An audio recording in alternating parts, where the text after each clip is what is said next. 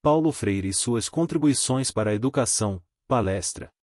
Nesta Semana de Educação de 2002, realizada na Faculdade de Educação da Universidade Federal de Juiz de Fora, estamos tendo a oportunidade ímpar de refletir sobre o pensamento do grande educador Paulo Freire.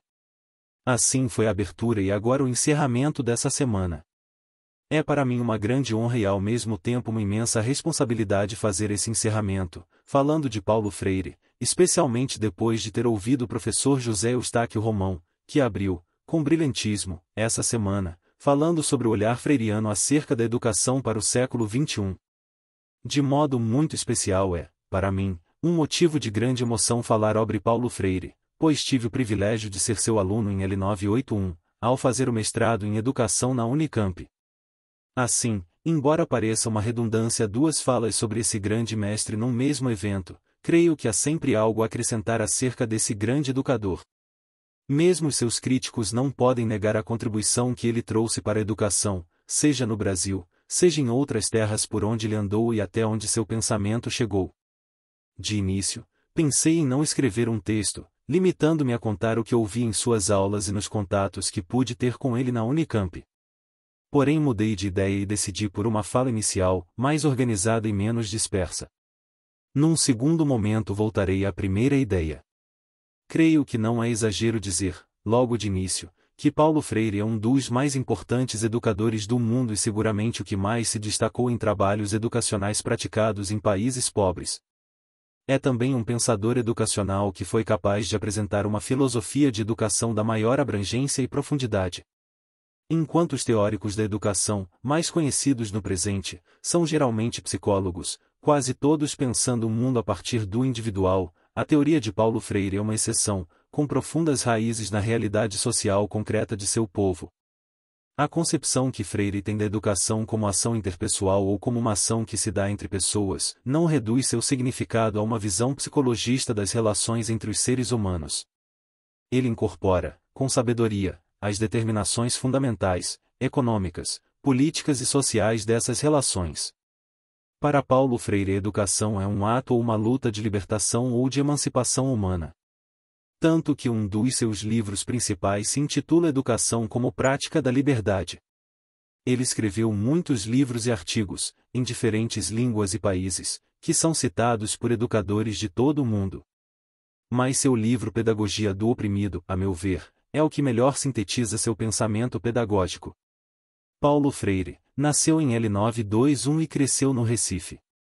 Filho de um oficial aposentado da Polícia Militar de seu estado. Recebeu uma importante influência de seus pais, a qual estaria como traço essencial de seu caráter, um profundo senso de tolerância e de respeito para com os que pensam diferente. Seu pai era espírita e sua mãe, católica. Com o exemplo de casa, seu espírito de tolerância religiosa permitiu-lhe tornar-se, muitas décadas depois, o principal educador a orientar os trabalhos de educação do Conselho Mundial das Igrejas, com sede em Genebra, na Suíça. Sua formação intelectual iniciou-se com o bacharelado em Ciências Jurídicas e Sociais na Universidade de Recife, concluído aos 20 anos de idade.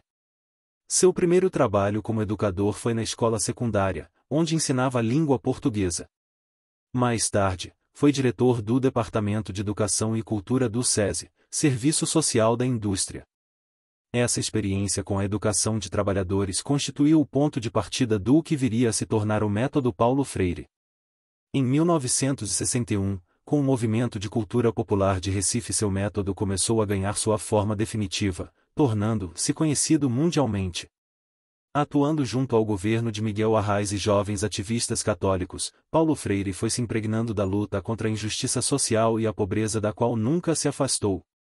Foi assim que desenvolveu programas educacionais voltados à população oprimida, especialmente visando a alfabetização de adultos.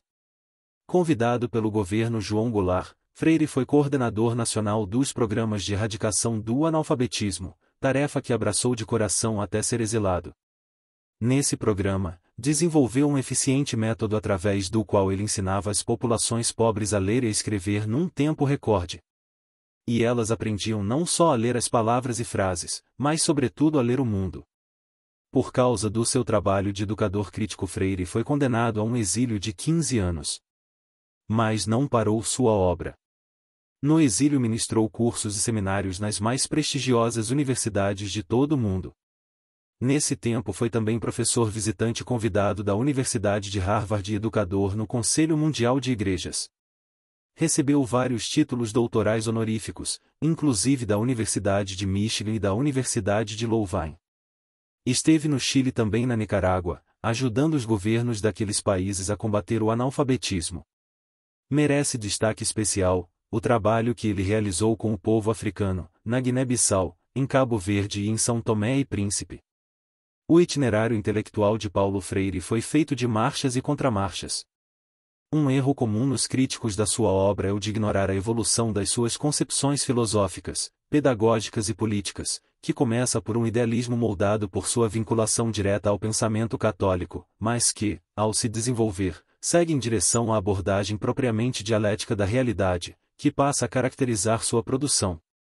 No seu livro Pedagogia do Oprimido ele mostra uma clara aproximação com o pensamento de Marx, Engels, Lenin, Gramsci e outros pensadores revolucionários que estão na base de suas reflexões, embora de um jeito não dogmático.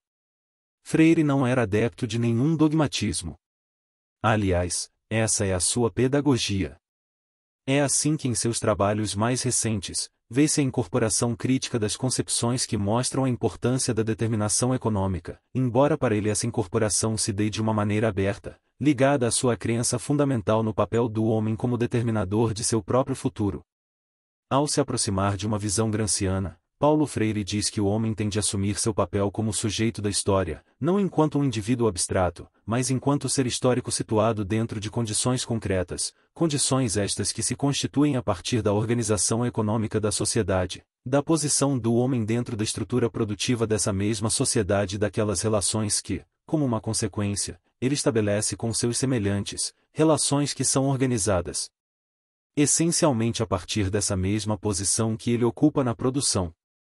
Com essa visão marxista, seu pensamento evoluiu para a clara concepção da imperativa necessidade de transformação da estrutura econômica fundamental da sociedade como base essencial, embora não suficiente, para uma verdadeira transformação do homem. E ele adere a essa tese marxista sem deixar sua fé religiosa. Ele tinha grandes aproximações com a teologia da libertação como aliada na luta da libertação dos povos oprimidos.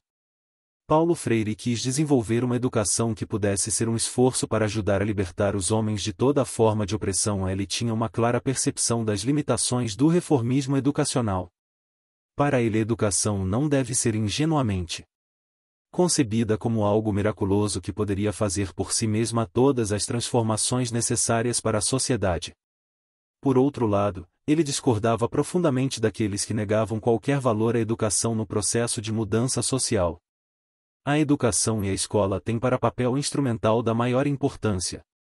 Sozinha ela não pode fazer nada, mas associada a outras forças de transformação ela pode ter um papel importante no processo de mudança da sociedade.